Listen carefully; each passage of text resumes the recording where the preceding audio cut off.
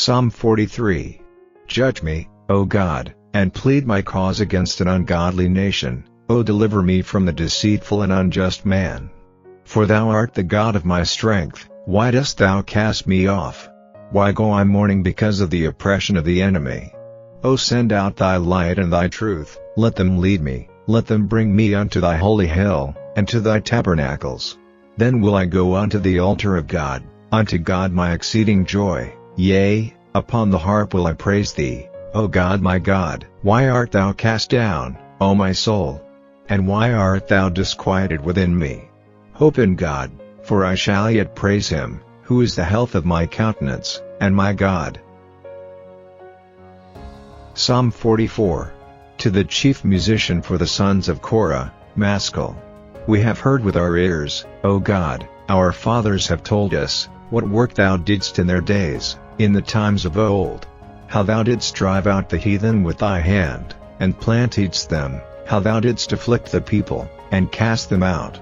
For they got not the land in possession by their own sword, neither did their own arm save them, but thy right hand, and thine arm, and the light of thy countenance, because thou hadst a favor unto them. Thou art my king, O God, command deliverances for Jacob. Through thee will we push down our enemies, through thy name will we tread them under that rise up against us. For I will not trust in my bow, neither shall my sword save me. But thou hast saved us from our enemies, and hast put them to shame that hated us.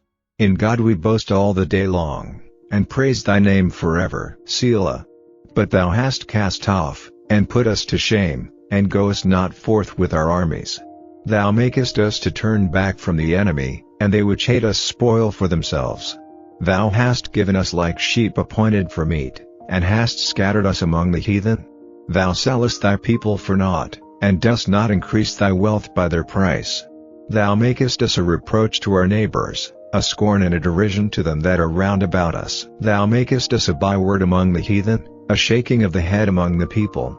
My confusion is continually before me, and the shame of my face hath covered me, for the voice of him that reproacheth and blasphemeth, by reason of the enemy and avenger. All this is come upon us, yet have we not forgotten thee, neither have we dealt falsely in thy covenant. Our heart is not turned back, neither have our steps declined from thy way, though thou hast sore broken us in the place of dragons, and covered us with the shadow of death. If we have forgotten the name of our God, or stretched out our hands to a strange God, shall not God search this out? For he knoweth the secrets of the heart. Yea, for thy sake are we killed all the day long, we are counted as sheep for the slaughter. Awake, why sleepest thou, O Lord? Arise, cast us not off forever. Wherefore hidest thou thy face, and forgettest our affliction and our oppression? For our soul is bowed down to the dust, our belly cleaveth unto the earth. Arise for our help, and redeem us for thy mercy's sake. Psalm 45. To the chief musician upon Shoshanim, for the sons of Korah, Maskil, a song of loves. My heart is inditing a good matter, I speak of the things which I have made touching the king, my tongue is the pen of a ready writer. Thou art fairer than the children of men, grace is poured into thy lips, therefore God hath blessed thee forever. Gird thy sword upon thy thigh, O most mighty, with thy glory and thy majesty. And in thy majesty ride prosperously because of truth and meekness and righteousness, and thy right hand shall teach thee terrible things. Thine arrows are sharp in the heart of the king's enemies, whereby the people fall under thee. Thy throne, O God, is forever and ever, the scepter of thy kingdom is a right scepter. Thou lovest righteousness, and hatest wickedness, therefore God, thy God, hath anointed thee with the oil of gladness above thy fellows. All thy garments smell of myrrh, and aloes, and cassia, out of the ivory palaces, whereby they have made thee glad. King's daughters were among thy honorable women, upon thy right hand did stand the queen in gold of Ophir. Hearken, O daughter, and consider, and incline thine ear, forget also thine own people, and thy father's house, so shall the king greatly desire thy beauty, for he is thy Lord, and worship thou him. And the daughter of Tyre shall be there with a gift, even the rich among the people shall entreat thy favor. The king's daughter is all glorious within, her clothing is of wrought gold. She shall be brought unto the king in raiment of needlework, the virgins her companions that follow her shall be brought unto thee. With gladness and rejoicing shall they be brought, they shall enter into the king's palace. Instead of thy fathers shall be thy children, whom thou mayest make princes in all the earth. I will make thy name to be remembered in all generations, therefore shall the people praise thee forever and ever. The Acts of the Apostles.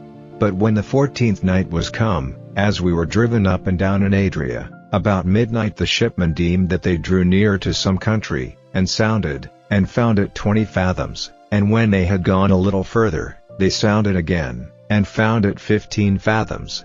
Then fearing lest we should have fallen upon rocks, they cast 4 anchors out of the stern, and wished for the day. And as the shipmen were about to flee out of the ship, when they had let down the boat into the sea, under color as though they would have cast anchors out of the foreship, Paul said to the centurion and to the soldiers, Except these abide in the ship, ye cannot be saved. Then the soldiers cut off the ropes of the boat, and let her fall off. And while the day was coming on, Paul besought them all to take meat, saying, This day is the 14th day that ye have tarried and continued fasting, having taken nothing. Wherefore I pray you to take some meat, for this is for your health, for there shall not an hair fall from the head of any of you.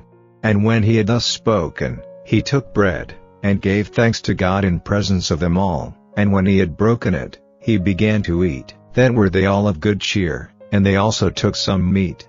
And we were in all in the ship 216 souls. And when they had eaten enough, they lightened the ship, and cast out the wheat into the sea. And when it was day, they knew not the land, but they discovered a certain creek with a shore, into the which they were minded, if it were possible, to thrust in the ship. And when they had taken up the anchors, they committed themselves unto the sea, and loosed the rudder bands, and hoised up the mainsail to the wind, and made toward shore. And falling into a place where 2 seas met, they ran the ship aground, and the foreparts stuck fast, and remained unmovable, but the hinder part was broken with the violence of the waves. And the soldiers' counsel was to kill the prisoners, lest any of them should swim out, and escape. But the centurion, willing to save Paul, kept them from their purpose, and commanded that they which could swim should cast themselves first into the sea, and get to land, and the rest, some on boards, and some on broken pieces of the ship. And so it came to pass, that they escaped all safe to land.